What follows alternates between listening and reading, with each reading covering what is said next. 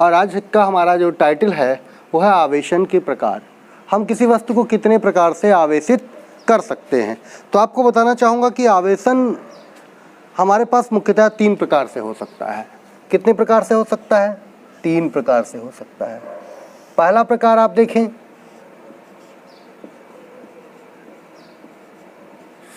संपर्क द्वारा। क्या करते हैं? संपर्क द्वारा, या हम इसे ऐसे कह सकते हैं भौतिक स्पर्श द्वारा।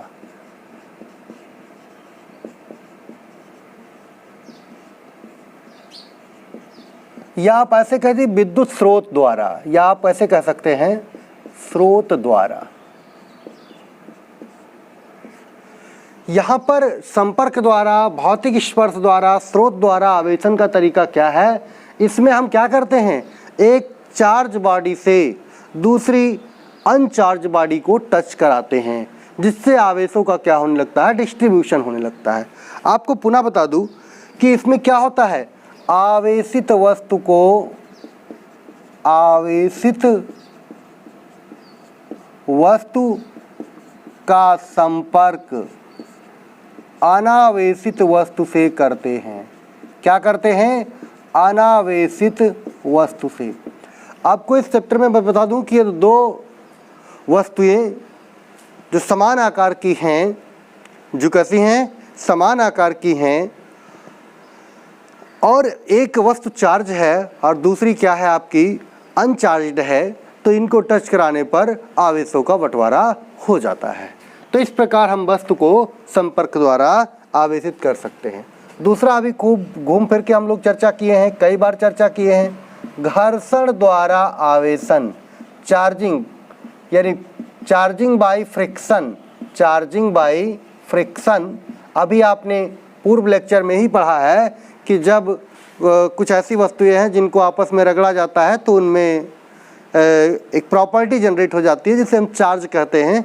तो ये घर्षण द्वारा आवेशन, इसके एग्जांपल्स भी आपको बता चुके हैं कि यदि आप किसी बस में बैठे हुए हैं, सीट पर आप थोड़ा खिसकते हैं और फिर उसके बाद में आयरन की रॉड को टच करते हैं तो आपको झटका लगने, मामूली झटका, ऐसा कुछ नहीं है कि आप इससे गिर पड़ेंगे, लगने की स्थिति बनती है, तो ये घर्षण द्वारा आवेशन होगा, जो कि कॉम्ब और हेयर में भी आपने देखा है।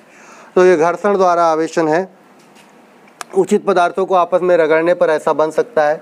और जो तीसरा महत्वपूर्ण जिसकी चर्चा मुझे इस चैप्टर में, इस टॉपिक में करनी है, वो हमारे पास है प्रेरण द्वारा आवेशन। बहुत इम्पॉर्टेंट है प्रेरण द्वारा आवेशन, charging by induction. Charging by induction, प्रेरण द्वारा आवेशन। इसमें क्या होता है आप ये जानिएगा कि इसमें एक आवेशित वस्तु को हम किसी अनावेशित वस्तु के समीप ले जाते हैं, या कहिए ऐसे कि एक अनावेशित वस्तु को आवेशित वस्तु के समीप लाते हैं, बट टच नहीं कराते हैं। लेकिन टच हम क्या करते हैं? नहीं कराते हैं। तो हम इसका कॉन्सेप्ट देखें तो प्रत्येक आवेशित वस्तु क्या करती है? किसी अनावेशित वस्तु को क्या करती है? अपनी ओर आकर्षित करती है। जैसा अभी आपने पूर्व प्रयोग में देखा था कि कंघे को बालों से रगड़ने पर कंघा कागज के छोटे छोटे टुकड़ों को अपनी ओर क्या करता है? आकर्षित कर लेता है। थोड़ा ध्यान दीजिएगा, इस उदासीन वस्तु या अनचार्ज्ड बॉडी जो होती है वो क्या होती है? वो आकर्षित होती है। ये इस कारण से ऐसा क्योंकि ये प्रेरण द्वारा आकर्षित होती है, प्रेरण द्वारा आवेशित होती है। यहाँ पर शब्द प्रेरण का तात्पर्य है कि जब किसी चार्ज्ड बॉडी के संपर्क में कोई अनचार्ज्ड बॉडी लाई जाती है तो क्या होता है? तो वह वस्तु विपरीत आवेशित हो जाती है। वह वस्तु विपरीत आवेशित हो जाती है और इस प्रक्रिया को हम क्या कहते हैं? वैद्युत प्रेरण। क्या कहते हैं? वैद्युत प्रेरण।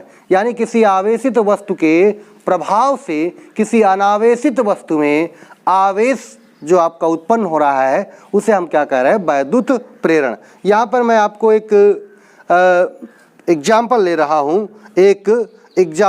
हूँ कि प्रेरण द्वारा कैसे आवेशन होता है। यानी आवेशित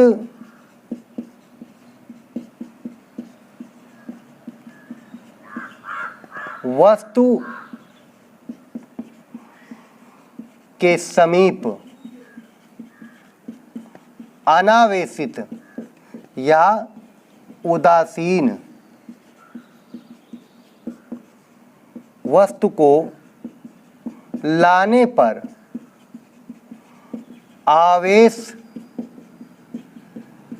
प्रेरित हो जाता है। बहुत अच्छी बात है, ध्यान दीजिएगा। यह आवेश क्या होता है? प्रेरित हो जाता है। इसी को हम क्या कहते हैं? वैद्युत प्रेरण कहते हैं। क्या कहते हैं इसे? विद्युत प्रेरण कहते हैं। यह आपके पास वैद्युत प्रेरण की बात होती है। अब आपके पास एक एग्जाम्पल से मैं चर्चा करता हूं कि किसी भी वस्तु को बिना संपर्क में लाए, बिना टच किए आप कैसे आवेशित कर सकते हैं। एनसीईआरटी का एग्जाम्पल भी है, उसकी चर्चा हम करते हैं। तो सबसे पहले हमारे पास देखिएगा कुछ स्टेप हैं। मैं धातु के दो गोलों की बात करता हूं। किसकी बात करता हूं? धातु के दो गोलों की बात करता हूं। अब ये धातु के हमारे पास दो गोले हैं जो एक दूसरे के क्या है? संपर्क में हैं। एक दूसरे के क्या है? संपर्क में हैं। ये गोला ए है और ये गोला बी है, और हम इसे चाहते हैं, इसे हम क्या चाहते हैं कि ये प्रेरण द्वारा क्या हो जाए? आवेशित हो जाए। तो अब इस प्रक्रिया को हम आगे फॉलो करते हैं। ये हमारे पास स्टेप 1 था कि दो गोले ए और बी हैं जिनको हमको क्या करना है? प्रेरण द्वारा चार्ज करना है। तो अब आप क्या करेंगे? ये गोला आपके पास ए और ये गोला आपके पास बी जो कि संपर्क में है, आप क्या करते हैं? इसके समीप, प्लीज इसके समीप में आप एक चार्ज पत्ती या एक चार्ज वस्तु ले आते हैं। दैट इज, मान लेते हैं कि ये हमारे पास क्या है? प्लस चार्ज हम लेके चले आते हैं। इसके समीप क्या लाते हैं? प्लस चार्ज लेके आते हैं।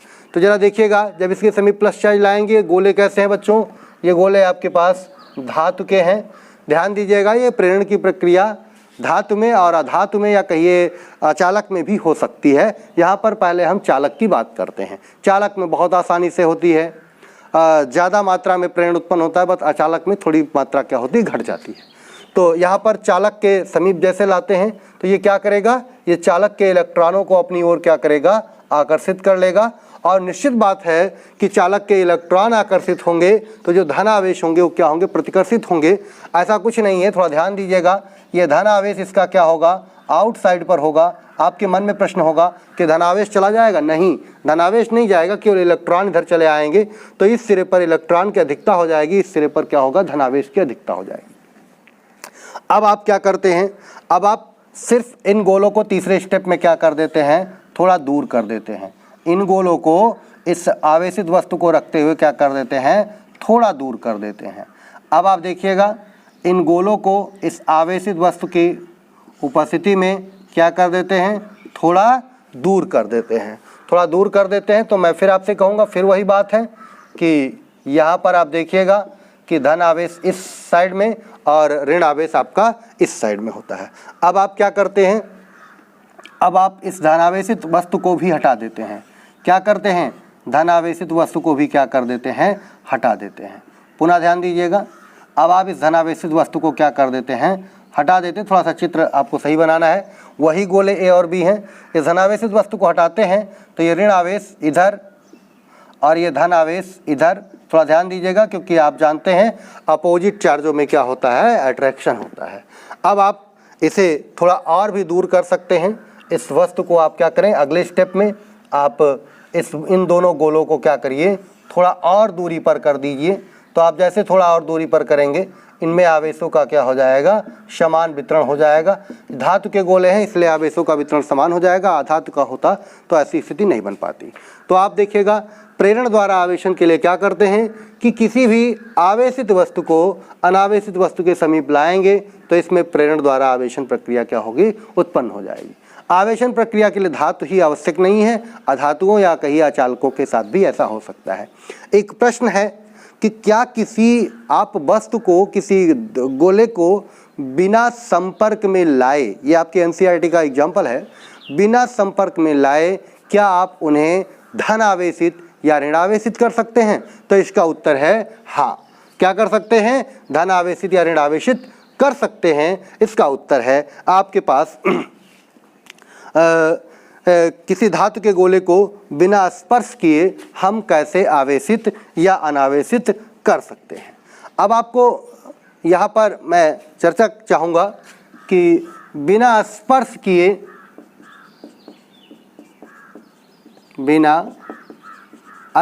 किए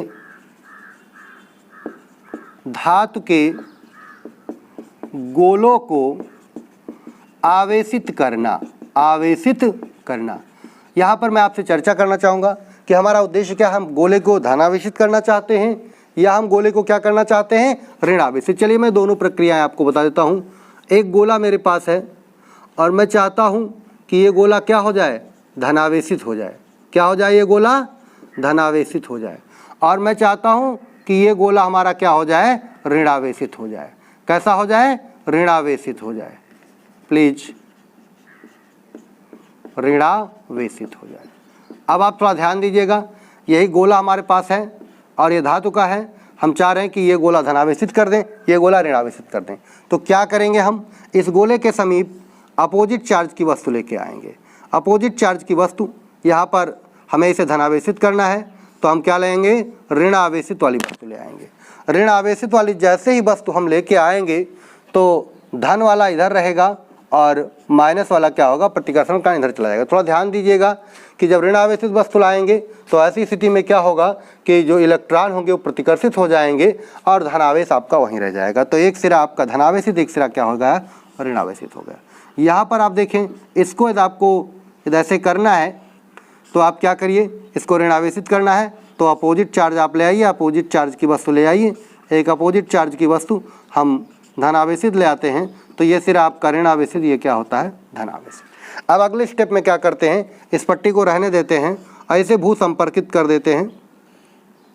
थोड़ा सा आपसे चर्चा एक लेक्चर में की गई है, ये देखिएगा। इसे आप क्या कर देते हैं, इसे आप जो ये ऋण सिरा है इसे आप क्या कर देते हैं, भू संपर्कित कर देते हैं। भू संपर्कित जैसे ही करेंगे तो इलेक्ट्रॉन क्या होंगे, इलेक्ट्रॉन चूँकि इस तार द्वारा पृथ्वी को चले जाएंगे और ये सिरा हमारे पास इलेक्ट्रॉन का ऐसे रह जाएगा। यहाँ पर जब आपसे हम इस प्रकार की स्थिति लाएंगे तो यहाँ पर जरा ध्यान दीजिएगा कि यहाँ पर इस सिरे पर जो धन आवेश है वो पृथ्वी से आने वाले इलेक्ट्रॉनों द्वारा क्या हो जाएगा, उदासीन हो जाएगा। पृथ्वी से आने वाले इलेक्ट्रॉनों द्वारा क्या हो जाएगा, उदासीन हो जाएगा। अगले स्टेप में हम क्या करते हैं, अगले स्टेप में इसको भी हटाते हैं और भू संपर्कण भी हटाते हैं। अब आप देखिएगा, इस गोले को केवल ऐसे रखते हैं तो ये तुरंत धनावेश क्या होगा, गोले पर फैल जाता है और ये हमारे पास ऋणावेश क्या होता है, इस पूरे इसमें फैल जाता है। तो देखिए, आप बिना किसी गोले को स्पर्श किए ही आप इसको क्या कर सकते हैं, आवेशित कर सकते हैं। यदि आपको धनावेशित करना है तो अपोजिट चार्ज की वस्तु इसके समीप लाइए, ये प्रेरण द्वारा आवेशन की प्रक्रिया क्या होती है, हमारी संपन्न हो जाती है। और इस प्रकार ये हमारे एनसीईआरटी का एक एग्जाम्पल भी है कि हम किसी गोले को, किसी धातु के गोले को बिना टच किए कैसे हम आवेशित कर सकते हैं। तो ये हमारा आपका आवेशन का प्रकार है।